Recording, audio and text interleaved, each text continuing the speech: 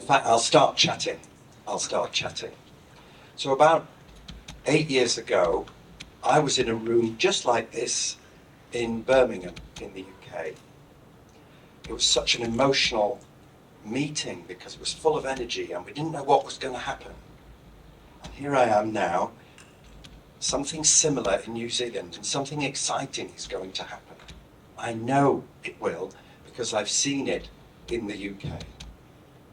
So a few years on in the UK, and no GP is more than 10 miles away from a health coach who knows all about low carb. We set up a charity that has trained health coaches.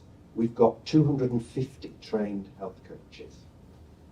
We've got 3,000 GPs who've done a Royal College of General Practitioners course on low carb for type 2 diabetes. We've done a BBC One documentary on low carb that's gone out to 4 million people. We've published about 20 papers.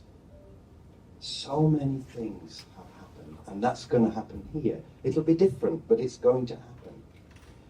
I think this happens because when you see something that really works, when you start seeing people transformed, you can never forget it. You can never forget it. And you start infecting other people, and you infect them with hope. That's what this is about, giving hope to people with chronic disease. So we've gone all the way. When I started, I was booed and hissed sometimes when I stood up. People, when they heard my name, would turn their back on me and refuse to speak to me. I remember on one occasion, a doctor stood up and said that what I did was dangerous and irresponsible and I should be silent. But I wasn't silent. I can't forget it. And when we're ready, I'm going to show you. So that was some of the big things that have happened. But its home really is in my practice in Southport in the north of England, where I learned with my patients how to work the miracle of remission of diabetes again and again and again, and how to teach other healthcare professionals to see that cheerful miracle. We heard earlier on about joyful doctors. I am 65 and I am a joyful doctor. I love my work, and I go all over the world meeting amazing people like you. What's not to love? So I think we ought to start now. Are we ready? Yeah, we're ready. So, I'm only part of a team. Here's my team. So, we, north of Liverpool in the UK, we've got 9,500 patients, 9 GPs, and there's some of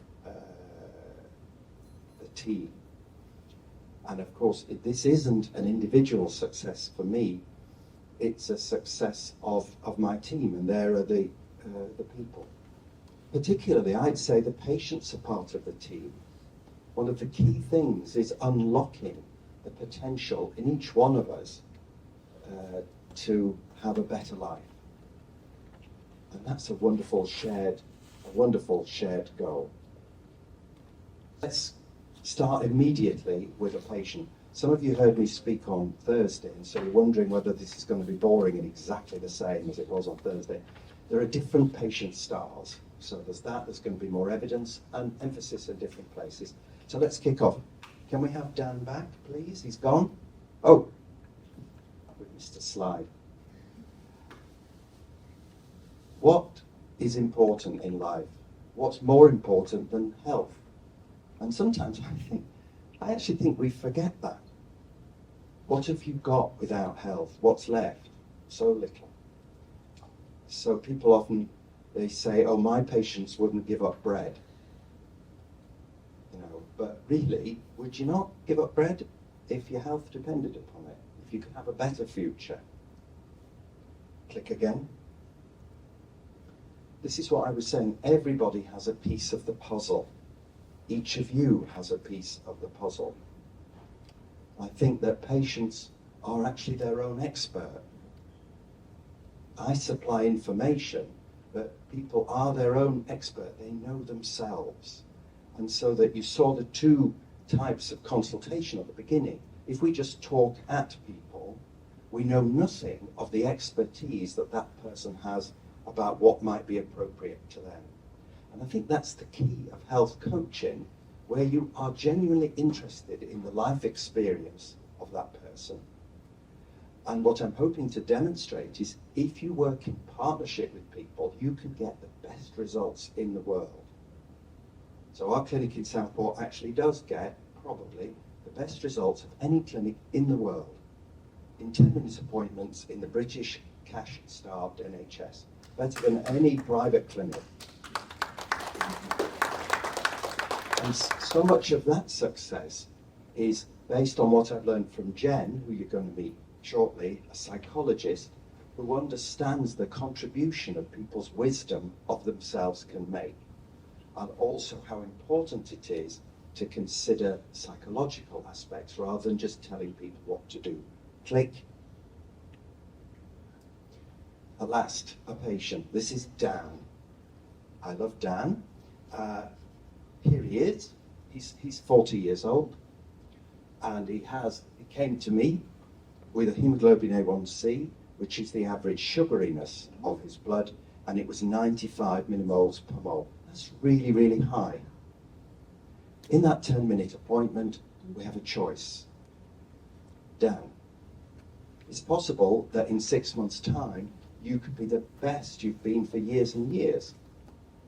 It's possible you could lose a lot of weight and have a better life. Are you interested in a lifestyle approach that might achieve that? Or, if you want, we could start lifelong medication with a 30% chance of diarrhea. What we're going to do, Dan? What we're going to do? And of course, Dan is interested in and excited about the potential of a better future. Click. This is so important because Dan is in danger.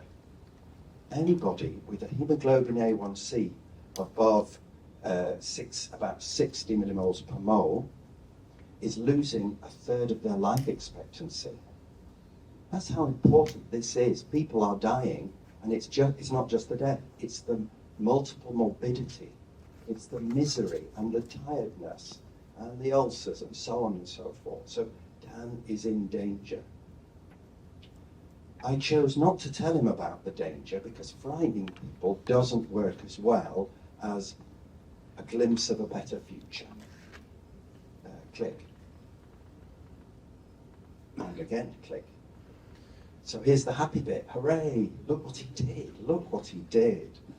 So very rapidly, he brings it down there, and you've got sustained remission of his diabetes. What a hero Dan is. He's so proud. Click. And look at him now. Click again. Click again. And again. There. There's Dan. Now that is fun, isn't it? That is magic. That's being a doctor like a wizard. Seeing Dan. Oh my God. The point is, Dan also had fatty liver, high blood pressure. He was on medication. He's not on any medication at all. He's joined a gym. His wife's dead proud of him. His kids are amazed. This is the kind of thing that every doctor could see in every clinic. And I see these things in every single clinic I do. And in fact, Dan is one of 137 patients in our practice who've achieved drug-free diabetes remission. That's 20% of the entire diabetic register in the practice. So this is something I never saw a single time in 25 years of medicine. I never, ever saw a case like that. All that happened was I drugged them, and more drugs, and another drug. And now I'm seeing it in every clinic. It's the most wonderful medicine. I'm getting hugs from patients. You know, they're happy. It's not like work. It's not exhausting. You have more energy because of seeing this kind of thing. Next. The question is, though, the detail. How is that done? And then the second question is, how is it maintained? The doing is one thing, the maintaining is a separate thing. And that's where health coaches can really come in, or group consultations, all sorts of things. If you're setting up clinical service, you have to think about maintenance, because otherwise it's so easy to drift back. I should just say that the backdrop to why did we do this? We did it because the practice had suffered a tenfold increase in the number of people with type 2 diabetes in my professional lifetime. So it's 10 times more common now than when I was a young doctor in 1986. And I'm sure that your experience in New Zealand is just the same. And the urgency behind doing something is that when my generation has died out, there's the danger of normalizing diabetes, like it's normal to take 5 drugs. Folks, it isn't normal. It isn't normal to accept poor health for people who are 40. And it's so urgent that we do something before the idea that we just give everybody in society drugs takes hold, because they're already talking about injecting young people for weight loss. Clearly, this is wrong. Clearly, we must not accept this. Next. So this is somebody else who, as you see, cut the carbs there and got a dramatic response. Next. Next. A click. Oh, right. So this is a really important point. So that was somebody whose hemoglobin A1C was 36. Hooray. But look what happened. It went up to 106. Now, the danger at this point is that healthcare professionals think the diet has failed and that that person should be given drugs. The point is, nearly always, it isn't that the diet has failed, it's that the person isn't on the diet. And so often doctors assume stuff. So they say, well, you know, Vera, your diet's not working, so we need to start the drugs, don't we? But Vera's too ashamed to admit she started on biscuits, and it's been Christmas, and the grandchildren have been round. So always ask and find out. You've gone a bit sugary, what's happened? Oh, it's the biscuits. Well, do you think if we did a blood test in a few months' time, you could sort that out? Next. Look, we sorted it out.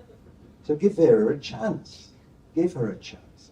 That took me a 3-minute telephone conversation.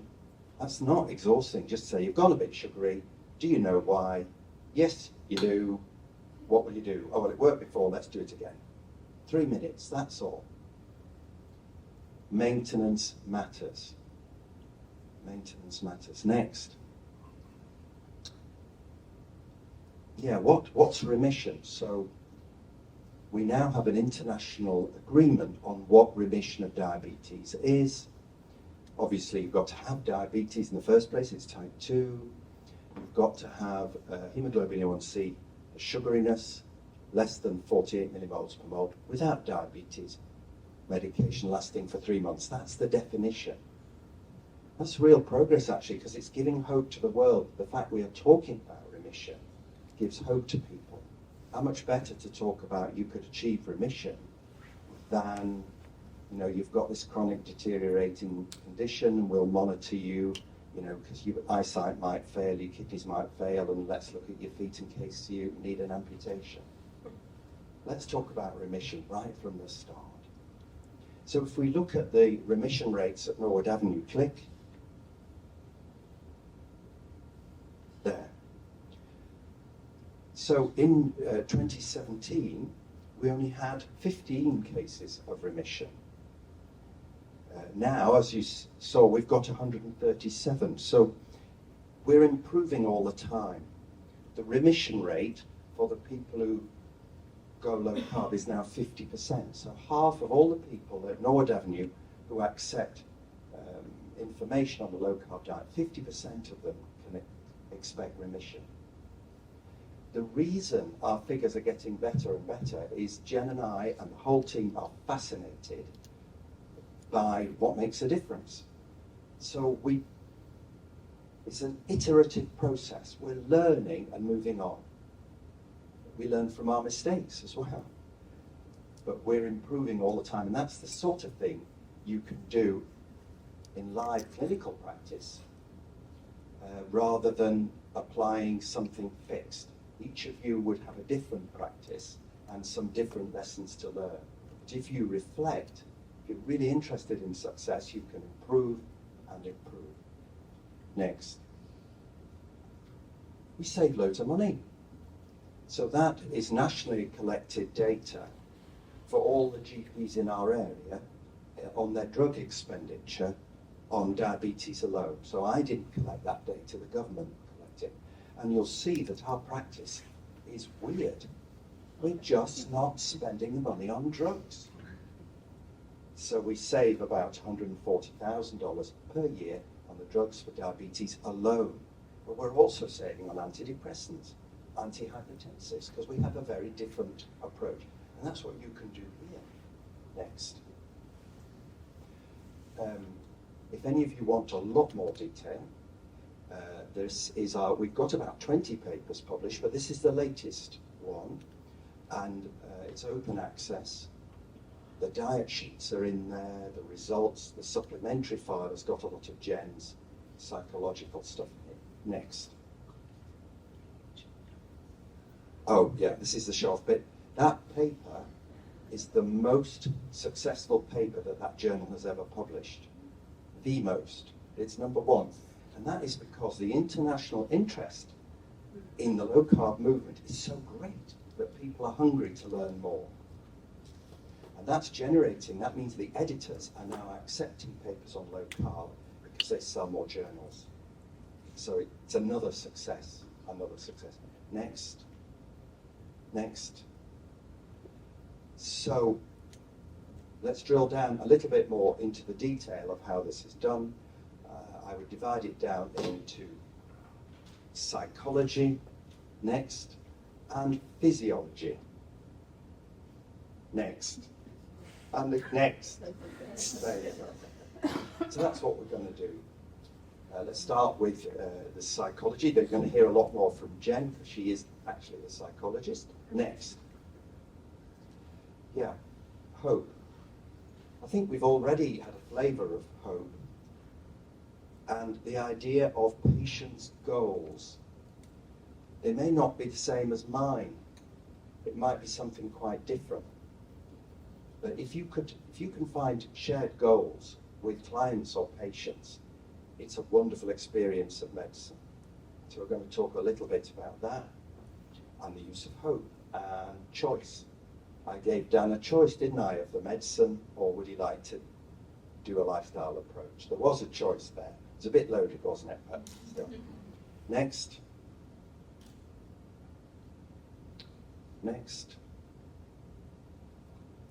Feedback. How do you know that what you are doing is working? Feedback is really key. You need that feedback, and fast. The faster the feedback comes after the action, the more likely you are to learn. So let's talk a bit about feedback. Next. Also, reframing failure.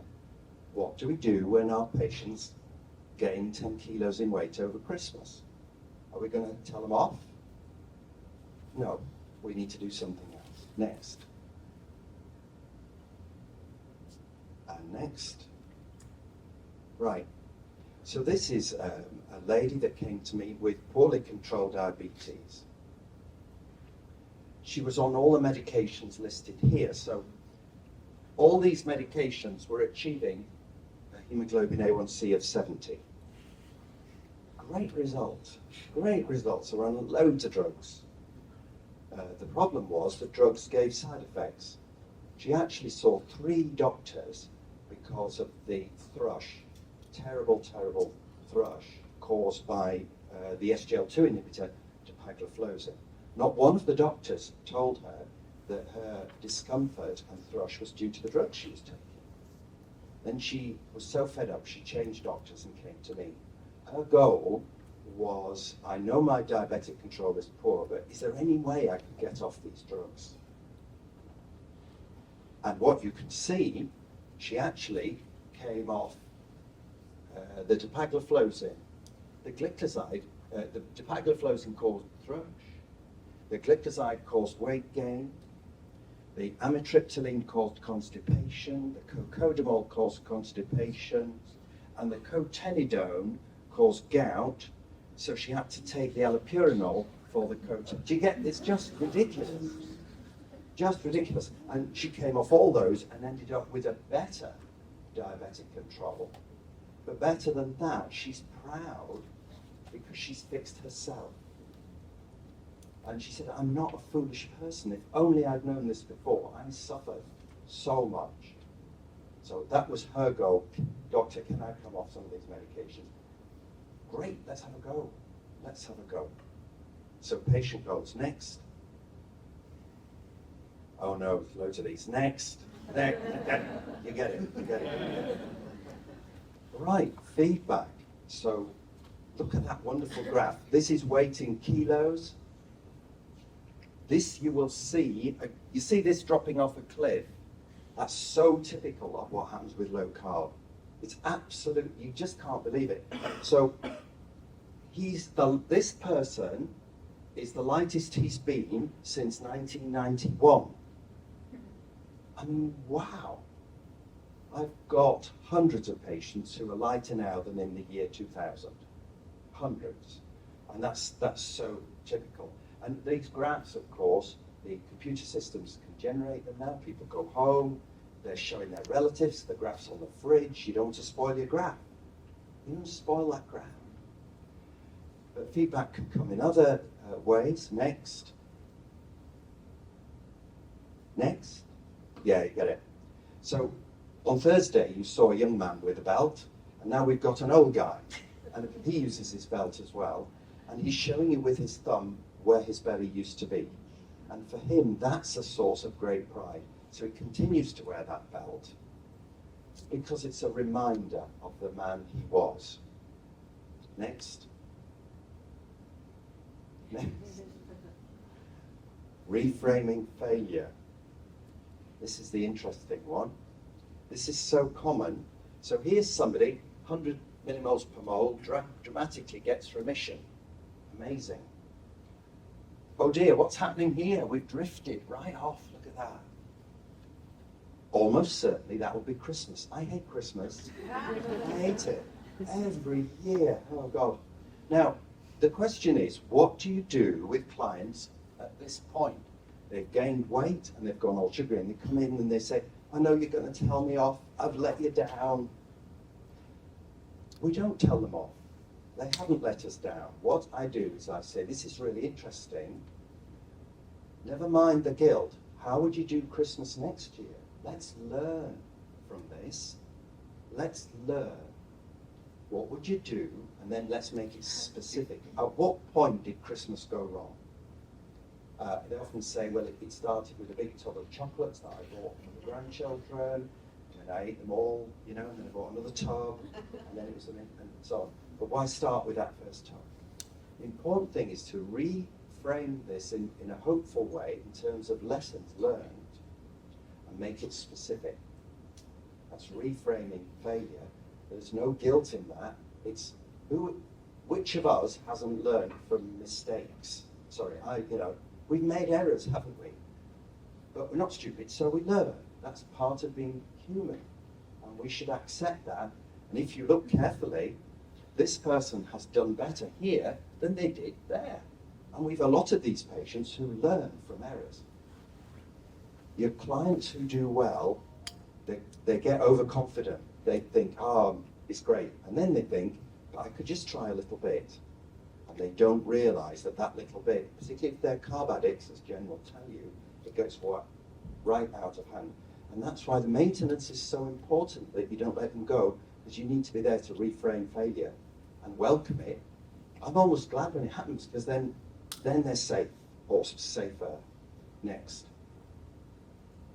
Next.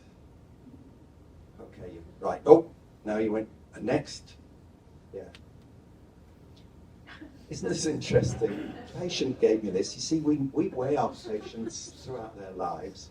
And look, that's somebody, Weight Watchers, Slimming World, Rosemary Colony, Arnold, low carb. So that is a yo-yo dieter. Some of you in this room will be yo-yo dieters. Jen was a yo-yo dieter. And it's probably underlying something far more sinister, probably carb addiction. And Jen will come back to that. These yo-yo dieters, let's not call it carb creep. That's trivializing something that's far more sinister. For many people, carb addiction is a very serious problem. Next. I gave you the answer. There we go. Physiology. We've already touched on triglyceride, type 2 diabetes. We're going to add in liver function and triglyceride levels. The point is, if your patients understand what's happening, they're in a much better position to decide what to do about it. So I actually explain physiology. The oldest patient I've done is 92, and she achieved remission, age 92. And that was worth it for her. She lived in her own home. Last time I rang her up, she was in the garden, a bit too busy to speak to me, but that's great, isn't it? That's great. Next. Remember, hemoglobin A1C is a measure of how sugary your blood has been. Let's talk about sugar from the very, very beginning. That's what a hemoglobin A1C, sugariness. Next. Sugary blood damages the lining of blood vessels, possibly within hours. You've got a non-stick lining of your arteries called the glycocalyx. Sugar damages that certainly within 6 hours. So sugary peaks are bad news. So time in range, or low range, is just as important as the average sugariness of your blood. That's a very new thing, and it's changing the world of diabetes rapidly for the better, I think. Next. What does insulin do? Good question. What does insulin do? Well, insulin, if a high blood sugar is dangerous, insulin is your friend. Insulin is getting rid of that sugar, taking it out of the bloodstream. I wonder where that sugar goes, though. Let's talk about, so insulin gets rid of sugar, but where does it go? Next. So here's insulin trying to do its job. It's pushing that glucose out of the bloodstream. So yes, it pushes the sugar into your muscles for energy, but so many of us eat more chocolate bars, more cornflakes, more slices of bread than we need to run around. What happens to that extra sugar? The answer is it gets turned into fat in your liver and in your belly. And that is how you end up with a high triglyceride, abnormal liver function, and a larger belly. That's important. Next. Oh God, there's loads of nexting here. Just carry on till the liver. Right. Just fill the liver up. Fill the liver up. Right. That's it, you got it. So there's somebody having carby snacks all day, and they filled their liver with fat, which is triglycerides. So 38% of the developed world now has fatty liver. 38% of all your friends, 38% of your family. And some children now have fatty liver. And it leads to diabetes. And it does this because fatty liver interferes with the good work of insulin, so your insulin doesn't work as well. That's called insulin resistance. A few nexts. And look, the pancreas fills up with fat as well, which means it's harder for you to produce the insulin that you need. And the double whammy from those two is a very important component of how you become type 2 diabetic when that happens. But the good news is, it's reversible. Hooray. Next. Oh, but before we come to that, I've forgotten. This will do. Yeah. Insulin does other stuff as well. Why is somebody who's overweight hungry? Because they're full of fuel. So why are they hungry? That's odd. The reason they are hungry is they cannot access their own fat for energy, because carbohydrates via insulin prevent you from burning your own fat. If you go low carb, all of this goes into reverse and you become a fat burner, which is why people like me who are very low carb and keto, I can miss meals if I want because I can burn my fat. I am high blood sugar. We don't want one. Next. First of all, see this as a puzzle to be solved rather than a problem. Let's see our clients not as, which of you wants to be a problem? How do you fancy being a problem that's irritating me by being a problem? Why not have this as an interesting puzzle that the doctor and the client work on together? That's interesting. You're very sugary. I wonder why that is. Next. Listen, high blood sugar is what you ate. It's just what you ate. Now, not always. It's possible.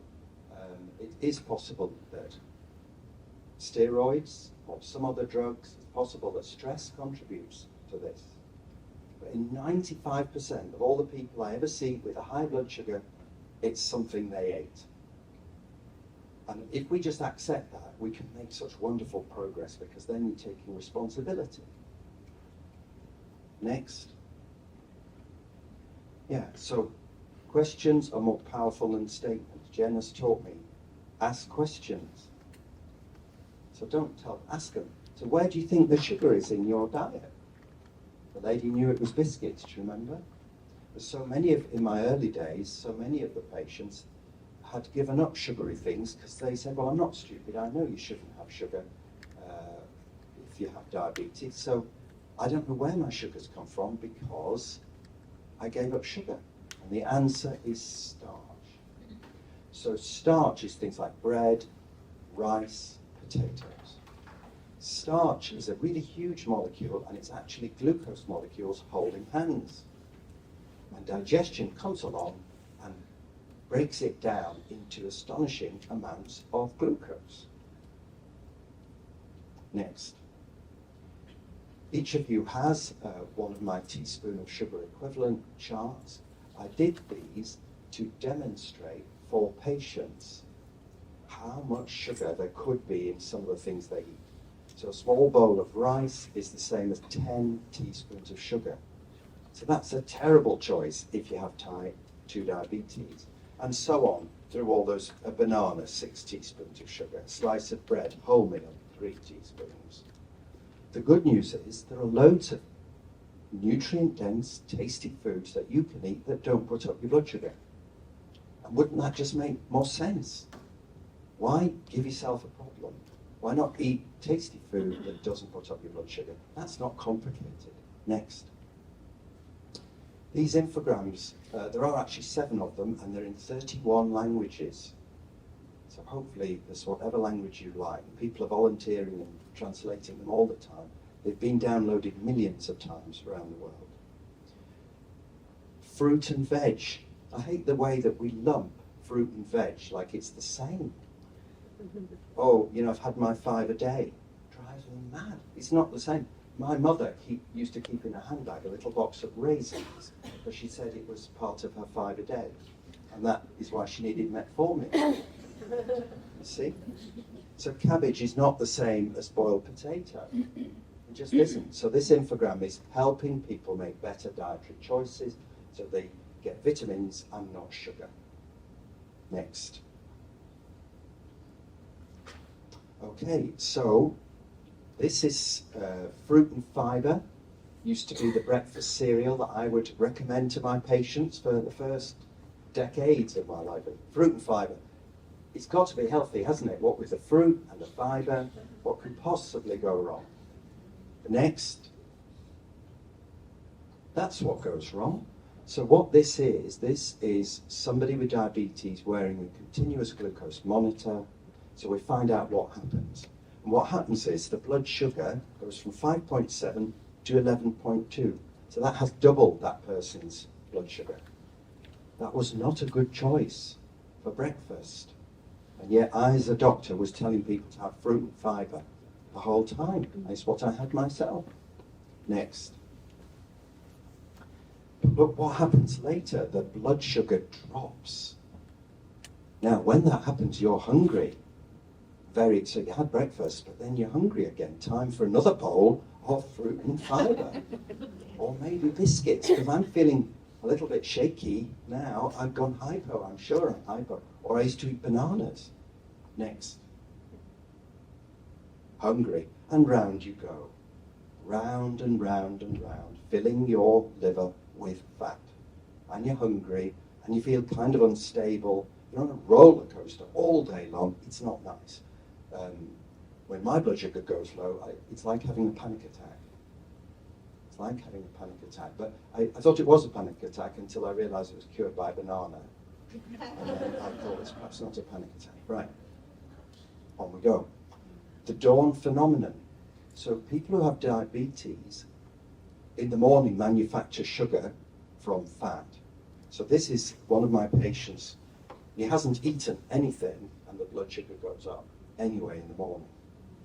So what lunacy to suggest that that person had breakfast cereals on top of his dawn phenomenon. We are doing such ridiculous medicine.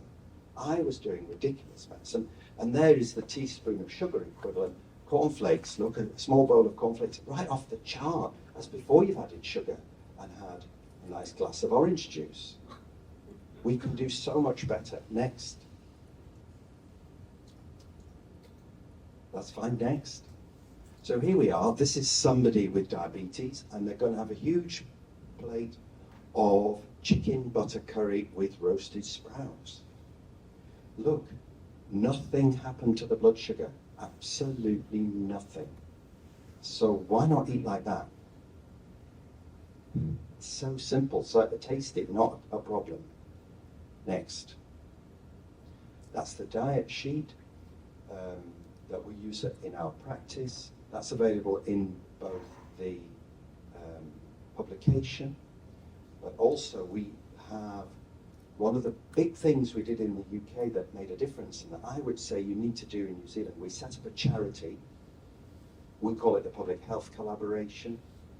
It has a library of resources, both for patients and for healthcare professionals. So you can Google PHC and Unwin and have a look at all the free resources that we've set up for people in the UK, or you can steal it. The diet sheet is there, the teaspoon of sugar there, the evidence, and I really think you could set that up in New Zealand, replicate it, and then it's a cohesive thing, we're together, helping a charity. It also means that sooner or later you will get generous people who say, well, I'll slip you a few thousand if you'll do something sensible with it. And then you've got a charity so that it's efficient donation. And we've had some very, very generous people in the UK that enables us now to run international conferences, big conferences in London, and we can fly in some of the most interesting people in the world because of the support we get from grateful people. Next. Oh yes, but in the early days, everybody said my patients would all die. They said, what you're doing is irresponsible because, of course, the dietary fat is definitely going to kill people. And also the dietary protein will almost certainly give them renal failure. That was good, the fear of it, because it meant I kept very careful data. I'd been wrong before, maybe I was wrong again. So we kept very careful data on what happened when they came to me, the baseline data, and latest follow-up in terms of cardiovascular risk and also renal function.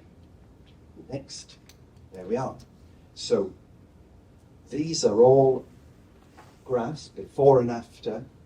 So that's weight, baseline, and then after. These people have been low carb on average for 30 months. This is the BMJ publication. These are the main cardiovascular risk. Weight, hemoglobin A1C, triglyceride, cholesterol HDL ratio, cholesterol, and blood pressure. All of those things improved. Look at the triglyceride, that went down by 35%. The changes in cardiovascular risk are not negative, they're amazing. And so many of the patients have come off drugs. Next. Yeah, 33 months. So these are results that are lasting. And it's very reassuring that the patients are having more cream and butter. I didn't tell anybody that at the beginning because I thought other doctors are just going to be, they won't believe it. But that's the truth, and that's the result. Next. Ian, let's meet another patient. Ian, I love Ian. Ian's a taxi driver, very nice taxi driver. I've looked after him and his family for 35 years. There he is. On the 2nd of September 2022, his hemoglobin A1C was 76. He'd actually lost a family member to diabetes. So his goal was that this person would not have died in vain. It was somebody he loved. And his personal goal was that he'd seen what happened to this loved person, and he said, in memory of him, I'm going to do better, because that's what he'd want. And that was his very strong motivation. And you can see by the 15th of March, he was drug-free, he got remission, he'd lost 19 kilos in weight, and his hemoglobin A1C was 36. Let's look at him. You want to see him now, don't you? Next. Look, I love that guy. And of course I love to see him because he comes in like this, and he is still losing weight. So I saw him 2 weeks ago. He hasn't finished his journey, but he came to tell me that he'd run a 10K. Okay? So, that it isn't, it's global what he's doing. He's just leading a different life, and his family are so proud of him and relieved there won't be another funeral. Next. This is the same guy, and we're going to look at cardiovascular risk for him. So there is 30th of September 2022. There's 31st of March 2023. So if you look at the HDL rate, HDL there, the helpful cholesterol, that shoots up, which is good because it's the helpful cholesterol. The triglyceride was nearly 5. Huge. Comes down to 1.38. That's the first normal triglyceride that guy had ever had. The hemoglobin A1C was 76. Comes down to 36. So I'm showing you there the magnitude. Next. Well, there he was, and there he is. So his ratio was really bad. The triglyceride to HDL ratio is a really good predictor of cardiovascular risk. And the ratio went from 5.3, terrible, to 1.3, so it had improved by 400%. Not just diabetes, cardiovascular risk. And if you add to that, remember that central obesity is linked to 8 different cancers. It's not just about diabetes, so many other things, mental health, skin health, loads and loads of things. Next. Oh, and his blood pressure. Yeah, next. This is, I'm a bit bored with this slide because I showed it on Thursday, but it just shows, okay, next. Next. So look, they all do, but 97% of the people that go low carb end up with a better blood sugar after 3 years. Who ever saw a drug that did that? The results in the beginning were so good that I was scared to publish it because I thought I'd been marked as a fraud. I just had never seen anything. And I sent the data to Professor Roy Taylor, and he was the one that said, no, it's genuine, you must publish this, it's important, and he helped me. Because I was literally ashamed, because I thought I'm going to be marked as a charlatan for this. But it's what happened. Next. Oh, I mentioned renal function, didn't I? All that protein, that's definitely going to spoil your kidneys, isn't it? Definitely. Creatinine is a measure of renal function, and that improved significantly. Now it should have, remember these people that had diabetes, they were aged about 65 and they had diabetes, so their renal function should deteriorate over 3 years. It did the opposite. Their renal function improved. That's very unusual for people with diabetes. Next. Drugs, yeah. This is an open access paper published in BMJ. No, this is British Journal of General Practice, where we've summarised what drugs are safe with low carb and what drugs are not and why. So yes, please take a photo of that, or it's open access. And it's also, of course, in the Public Health Collaboration website, because it's a very useful resource for doctors. Next. And next. Yeah, this is interesting. No, yes, this is it. Stay here. Stay here.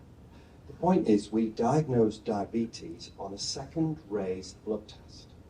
So a little game I love to play is to say to somebody, right, you've got one raised blood sugar. How about you never get a second one, because then you won't be classified as diabetic, and then your insurance is fine. And this is one I did years ago. So 6 years ago, I said to this guy, how about we have a crack at this? How about you never have another one, because then you won't, and he did it, and he sustained it for 6 years. That's fun, that's fun. Next. Yeah, bit of evidence here. So this is a 6-month calorie unrestricted RCT of a low carb, high fat diet compared to the high carbohydrate, low fat diet. So the hemoglobin A1C is in percentage, which is just to confuse us all because we used millimoles per mole, but still up is bad and down is good, okay? So low carb won in that RCT. The important thing though is look, when they stopped the intervention there was drift. And that's why I'm telling you that low carb works, but maintenance is important. When they stopped the study, the results started deteriorating. And that's what will happen if you don't care for people long term. Just interestingly, the low carb group lost more weight despite eating more calories. Isn't that interesting? So that's the topic for when you bring me back next year. Why is it that they ate more and lost weight? How weird. Right, next. Yeah, this is good. This is, again, worrying about lipid profiles and cholesterol. So what's better than an RCT, but how about a meta-analysis looking at lots of RCTs? This was done in Liverpool University on 1,600 people. Conclusions.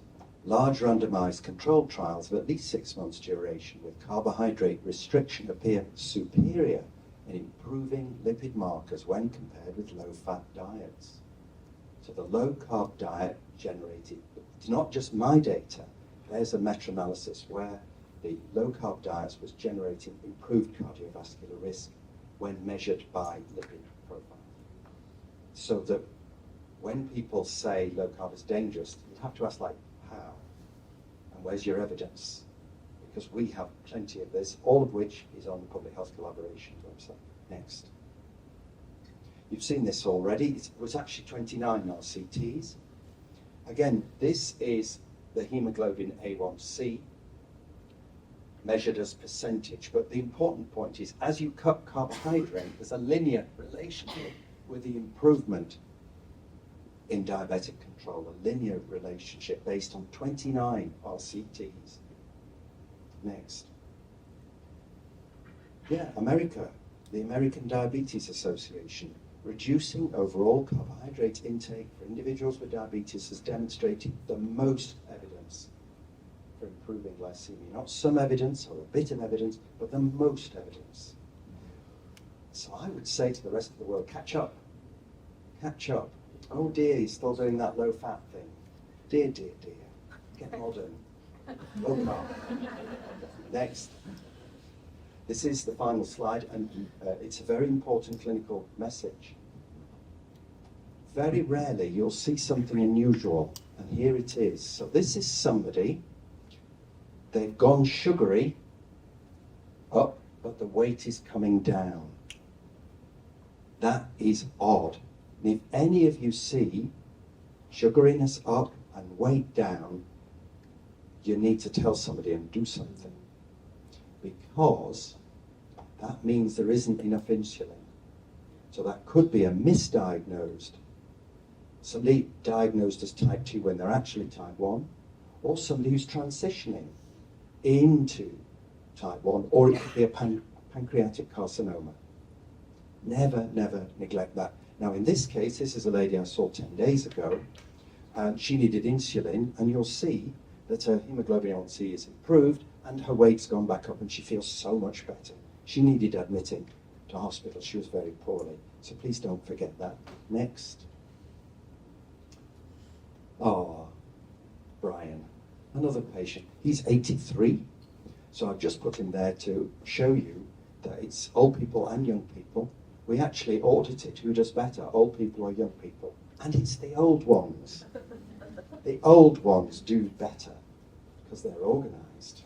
Yes. Hooray for old people, yes. I'm holding the tape measure where Brian's belly used to be.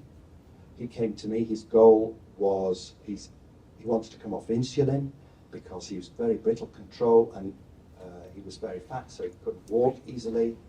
But driving was dangerous because of his brittle control, so his goal was safe driving and coming off insulin, which we did, and he's been off insulin about 3 years now, and he's joined a gym, and he looks fabulous. I don't want to Brian. That's the end. So, people, because it's very difficult for somebody to tell me that my work is rubbish, because I'm going, well, I've got the data. It's difficult for people to say what I do doesn't work, because I know. A lot of people have no idea what their clinics achieve. They have no idea of the average weight loss. They have no idea. Wouldn't you as a customer, though, prefer to know what your GP can achieve? So I can tell you, you have a 50% chance at Norwood Avenue of achieving remission. On average, you're going to lose 10k kilograms. So audit, very, very powerful. There's a wonderful thing called the Freshwell app, because somebody's taken my work and turned it into a fabulous free app. So you can download the Freshwell app today. You can recommend it to clients, and it's recommended within the British National Health Service. That's how far we've got.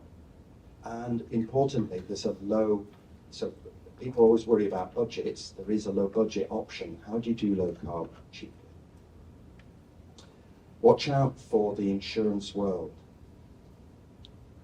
These could be the cavalry coming over the hill, because who's paying for all the drugs internationally? Who's paying for the death and multiple morbidity? Jen and I are working with 2 very large insurance companies, and there must be insurance companies in New Zealand, because they should be very interested potentially in what you can do.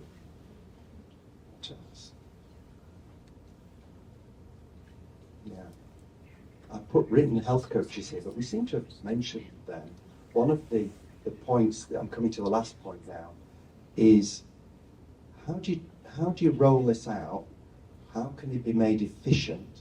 So things like group consultations work really well. So Jen and I have been running group consultations for 12 years.